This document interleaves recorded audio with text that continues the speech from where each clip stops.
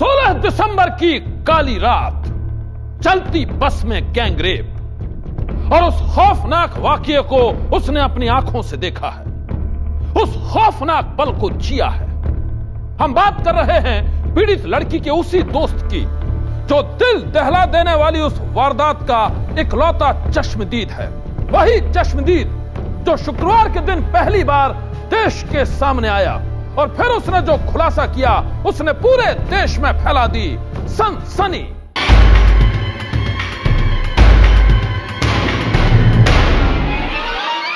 Delhi gangrape, दरिंदगी की वो कहानी जिसने पूरे देश को शर्मसार कर दिया, सदमे और गुस्से से भर दिया। कोई बेल नहीं, कुछ न, दिन दहाड़े फांसी देनी चाहिए, उन्हें फांसी की सजा मिलनी चाहिए। ऐसे बलात्कारियों को फांसी होनी चाहिए और जल्द से जल्द होनी चाहिए। उन्हें तो फांसी देनी चाहिए, फांसी भी उनके लिए काम है। लोग पीड़ित लड़की की मौत के बाद जल्द से जल्द इंसाफ चाहते हैं, लेकिन इस मामले में जब देश के सामने पहली बार पीड़ित लड़की का दोस्त आया तो उसके खुलासे ने हर किसी को सन्न कर दिया। वो इसलिए कि दिल दहला देने वाली उस वारदात का वो इकलौता चश्मदीद है, वही चश्मदीद जिसने अपनी आंखों से देखा है उस काली रात का हर खौफनाक मंजर, उसका हर खौफनाक सच।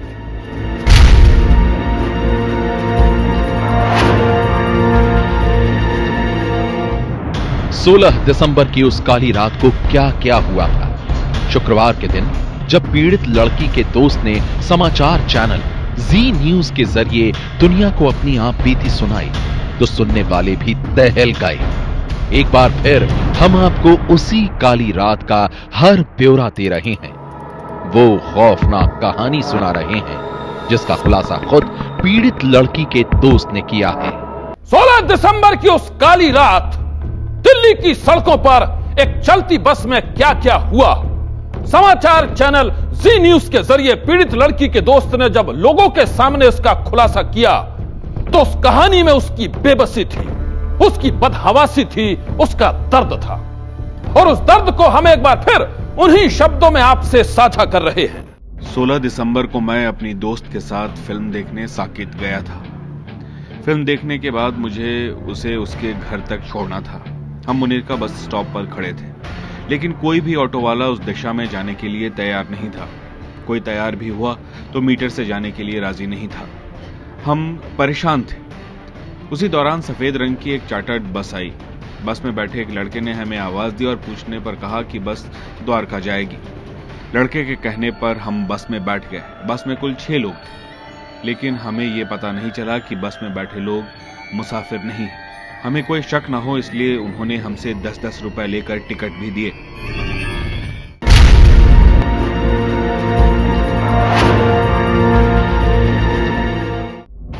बस जैसे ही आगे बढ़ी 3 लोगों ने पहले हम पर गंदा कमेंट्स किया और फिर मेरी दोस्त से बदतमीजी शुरू कर दी। मैंने विरोध किया और फिर झगड़ा होने लगा। उन्होंने मुझे मारा और फिर मैंने भी उन्हें मारा। इसके बाद उन लोगों ने मेरी दोस्त पर हमला बोल दिया। बस के शीशों पर काली फिल्म चढ़ी थी और पर्दे लगे थे। लाइटें भी बंद थी। मैं और मेरी दोस्त दोनों एक दूसरे को बचाने की कोशिश कर रहे थे। शोर भी मचाया। मेरे दोस्त ने पुलिस को फोन करने का प्रयास किया, लेकिन उन लोगों ने उनका मोबाइल छीन लिया। उसी दौरान एक लड़का केबिन से लोहे की रॉड लेकर निकला और मेरे सिर पर रॉड मारी। मैं बेहोश हो गया। उसके बाद 2 लड़के मेरी दोस्त को पकड़कर पीछे ले गए और फिर जो हुआ उसे मैं बयां नहीं कर सकता। मुझे होश आया तो मैंने देखा कि वो बस को यहां से वहां दौड़ा रहे हैं। कोई 2.5 घंटे तक ऐसा चलता रहा। इसके बाद महिपालपुर फ्लाईओवर के नीचे हम दोनों को फेंक दिया। वे मेरी दोस्त को कुचलना भी चाहते थे, लेकिन किसी तरह मैंने उन्हें खींचकर बस के नीचे आने से बचाया। हमारे पास कपड़े नहीं थे, शरीर से खून बह रहा था। हम इंतजार करते रहे कि कोई तो मदद करेगा। कई गाड़ियां पास से गुजरी। मैंने हाथ हिलाकर रुकने को कहा। ऑटो कार वाले स्पीड स्लो करते, लेकिन रुका कोई नहीं। मैं चिल्लाता रहा कि कोई कपड़े तो दे दो, लेकिन किसी ने कपड़े नहीं दिए। 20-25 मिनट तक हम मदद के लिए लोगों को पुकारते रहे। 15-20 लोग वहां खड़े थे। कोई कह रहा था कि लूट का मामला होगा। 1.5-2 घंटे हम वहीं पड़े रहे। वो चाहते तो पीसीआर एम्बुलेंस का इंतजाम करने के बजाय हमें अस्पताल ले जा सकते थे। फिर किसी ने फोन किया, 3 पीसीआर वैन आई, लेकिन पुलिस वाले आपस में ही उलझे रहे। कोई आधा घंटे तक वो बहस करते रहे कि किस थाने का केस है। इसके बाद उन्होंने हमें सफदरजंग अस्पताल पहुंचाया, जो काफी दूर था। वो चाहते तो महिपालपुर के पास के अस्पताल में ले जा सकते थे, लेकिन नहीं ले गए। इसमें 2.5 घंटे लग गए।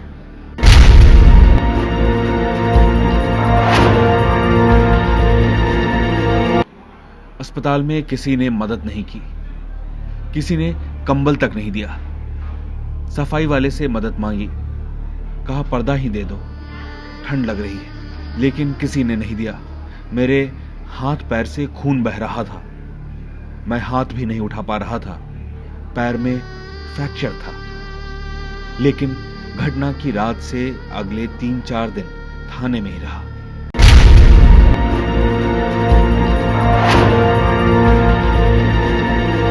मैंने भी पहले सोचा कि मामले को छिपाया जाए।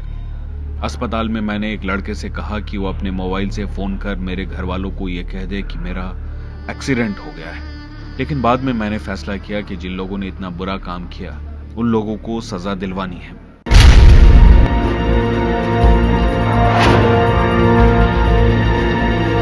एसडीएम के सामने बयान होना था।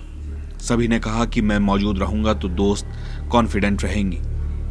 मैं हॉस्पिटल पहुंचा, वो वेंटिलेटर पे थी, ऑक्सीजन मास्क लगा था, बोलने के लिए मास्क हटाना पड़ता था। फिर भी उन्होंने बयान दर्ज कराया, 3-4 पन्ने के स्टेटमेंट पर सिग्नेचर भी किए। उस दौरान बहुत सी ऐसी बातें भी सामने आई जो मुझे पता नहीं थी। मेडिसिन देने का समय हो गया था, लेकिन वो डॉक्टरों के टोकने के बावजूद बयान देती रही थी। मेरी दोस्त केस डील होने के तरीके से संतुष्ट थी, मुझ पर उसे भरोसा था। उसने लिखकर मुझसे पूछा कि मैं कैसा हूं।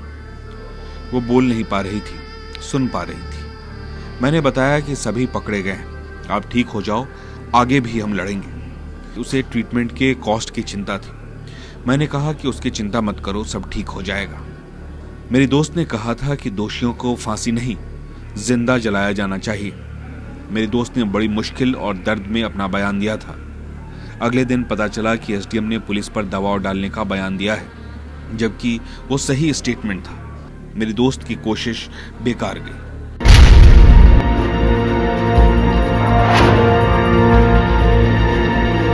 मेरी मानसिक स्थिति ठीक नहीं थी, मैं सो भी नहीं पा रहा था। जिनके साथ आप रहते हैं तो उसकी तस्वीर आपके सामने आती है, आप अपने आप को ब्लेम करते हैं। मैं सोच रहा था मैं गया ही क्यों, वही बस क्यों ली, ये क्यों नहीं किया। 2 हफ्ते तक मैं बात भी नहीं कर पा रहा था। कोई कुछ पूछता भी था तो झुंझलाहट होती थी। लोग पूछते हैं कि आपने जान बचाने की सोची क्या। मैंने जवाब दिया नहीं। आपका दोस्त अगर मुश्किल हालात में है तो उसे छोड़कर भागने की सोची ही नहीं जा सकती। ऐसा करता तो आज मैं जी नहीं पाता। होश रहने तक मैंने अपने दोस्त को बचाने की कोशिश की। कम से कम मुझे इस बात का खेद नहीं है कि मैंने कोशिश नहीं की, लेकिन सोचता हूं कि काश मैं उसे बचा पाता।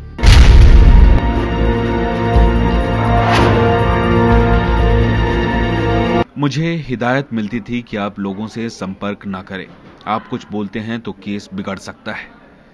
यदि मेरी दोस्त को शुरू से अच्छे हॉस्पिटल में ट्रीटमेंट मिलता तो तस्वीर कुछ और बनती, शायद वो हमारे बीच होती। इस मामले में पुलिस आपस में ही उलझी रही। एक महिला ऑफिसर थी, कह रही थी कि घर पर आटा पानी खत्म है, 2 दिन से घर नहीं गई, घर वालों की शक्ल नहीं देखी। वो मेरा केस देख रही थी, इसलिए मुझे सुना रही थी। एक पुलिस वाला अपनी ड्यूटी कर रहा था, वो क्यों चाहता है कि उसकी सराहना की जाए। आपने सभी को पकड़ लिया तो अपनी पीठ क्यों थपथपा रहे हो। यह आपका काम है, ड्यूटी है। मेरे पिता और दूसरे लोग, वकील मेरी मदद नहीं करते तो मेरी हेल्प देर से होती या नहीं भी होती।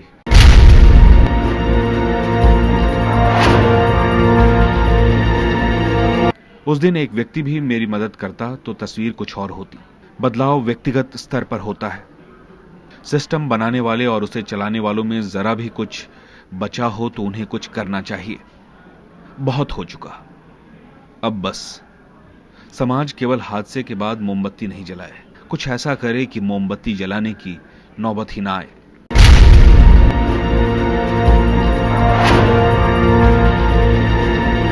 हमारे पास काफी कानून है, लेकिन आम पब्लिक को एफआईआर से जुड़ी समस्याओं और डर का सामना करना पड़ता है। पुलिस वाला एफआईआर करेगा या नहीं करेगा, यदि करता भी है तो कानूनी पचड़े में आम आदमी फंसना नहीं चाहता। एक घटना को लेकर फास्ट ट्रैक बनाने की कोशिश की जा रही है। क्यों ना कुछ ऐसा किया जाए कि फास्ट ट्रैक या नॉर्मल ट्रैक बनाने की जरूरत ही ना पड़े। इस केस की बात करें तो शायद मुझसे बेहतर कोई नहीं हो सकता। मैंने इस पल को जिया है। मैंने जो देखा है वो दूसरा कोई महसूस नहीं कर सकता। मैंने जो झेला है वो मैं ही बता सकता हूँ। मेरे सामने जो गुजरी है वो मैं ही बता सकता हूँ। शुक्रवार के दिन जब पीड़ित लड़की के दोस्त ने जी न्यूज के जरिए दुनिया के सामने पहली बार 16 दिसंबर की उस काली रात की पूरी कहानी के साथ ही अपने दर्द का खुलासा किया, तो सुनने वाले भी सन्न रह गए। वो इसलिए कि दर्द की उस कहानी में कई इल्जाम दिल्ली पुलिस पर भी लगे थे। गैंगरेप की वो काली रात कितनी डरावनी थी। पीड़ित के दोस्त ने शुक्रवार को जब जी न्यूज के जरिए इसका खुलासा किया तो दिल्ली पुलिस भी सवालों के घेरे में आ गई। और अब उस खुलासे के बाद पुलिस दे रही है अपनी सफाई। दिल्ली की गैंगरेप पीड़िता के दोस्त और घटना के इकलौते चश्मदीद के आरोपों को दिल्ली पुलिस ने सिरे से खारिज कर दिया है। शुक्रवार को एक न्यूज चैनल के जरिए पीड़िता के दोस्त ने पुलिस पर कई गंभीर इल्जाम लगाए थे। आइए जानते हैं क्या है आरोप और क्या है सफाई।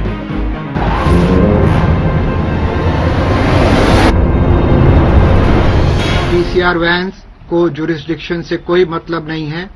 वो लोकल थाने के अधीन नहीं काम करती हैं।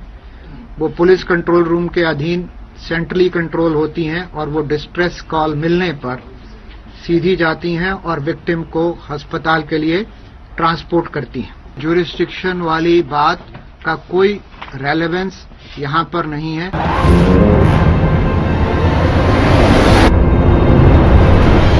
पुलिस के पास उस वक्त जो भी मुहैया हो सका वो मुहैया कराया गया। एक पब्लिक के आदमी ने भी और पुलिस वाले ने भी जो भी वहां पर उनके पास बन सकता था, हम लोगों ने उनको प्रावधान करवाया।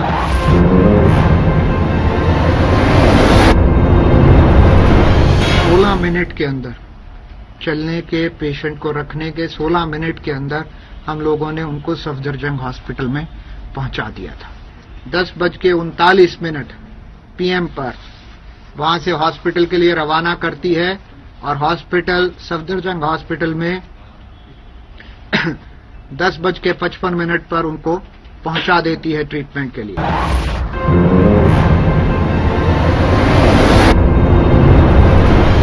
निश्चित नामांकित अस्पताल हैं जिनमें हर तरह की फैसिलिटी अवेलेबल है, जहां पर कि MLC केसेस को ले जाने का प्रावधान है। और इसीलिए पीसीआर ने विक्टिम्स को सफदरजंग अस्पताल में ट्रांसपोर्ट किया था। शायद एक प्राइवेट हॉस्पिटल के अंदर किसी सरकारी एक्सपर्ट का जाना संभव नहीं होता है।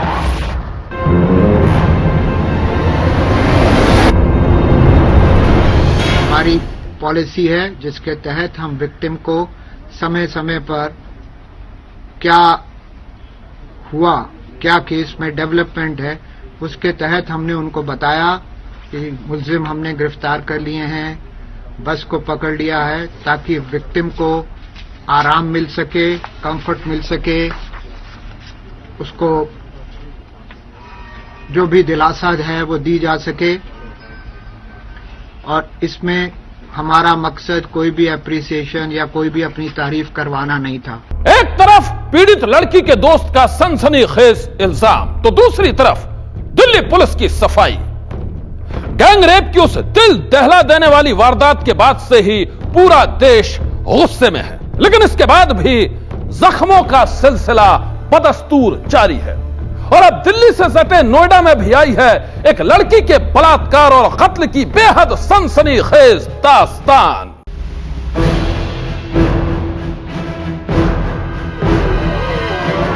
इस जगह मिला लड़की का अर्धनग्न शव।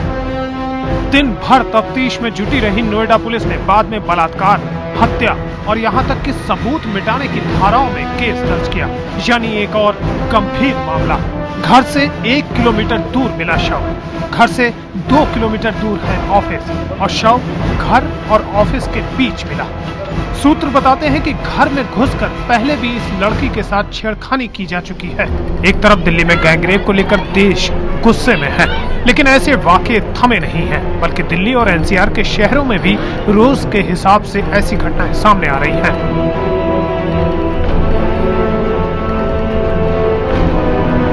एक एक्सपोर्ट कंपनी में काम करने वाली लड़की बीती रात 9 बजे घर के लिए निकली थी, लेकिन देर रात तक घर न पहुंचने पर पुलिस से शिकायत की गई और फिर सुबह 7 बजे मिला उसका शव।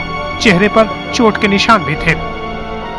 से गई है 9 बजे खत्म करके, वहाँ तक उसके साथ लोग और भी लड़कियां गई हैं, लड़कियां प्लांट से नीचे उतर गई हैं। इससे एक और घटना के बाद सवाल जोर पकड़ रहा है कि क्या महिलाओं के खिलाफ अपराध से निपटने के लिए सख्त कानून से ज्यादा जरूरी पुलिस को दुरुस्त करना नहीं है। इसी बीच उद्योगों के संगठन एसोचैम ने दिल्ली एनसीआर में आईटी और कॉल सेंटरों में काम करने वाली महिलाओं पर एक सर्वे किया है, जिसके मुताबिक 82% महिलाओं ने कहा है कि वो जल्दी ऑफिस से घर जाने लगी है, क्योंकि उन्हें दिन ढलने के बाद घर पहुंचने में डर लगता है। इसमें जो महिलाएं बस, ऑटो या मेट्रो से सफर करती हैं, उन्हें ज्यादा फिक्र है। ऐसी 3 में से 1 महिला ने या तो काम के घंटे कम कर दिए हैं या नौकरी ही छोड़ दी है। 40% महिलाओं के काम पर असर पड़ा है। दिल्ली और आसपास करीब 2200 आईटी और बीपीओ कंपनियां हैं, जिनमें 2.5 लाख महिलाएं काम करती हैं। इन महिलाओं में से कई को देर रात तक काम करना होता है, क्योंकि कंपनियों के क्लाइंट विदेशों में होते हैं।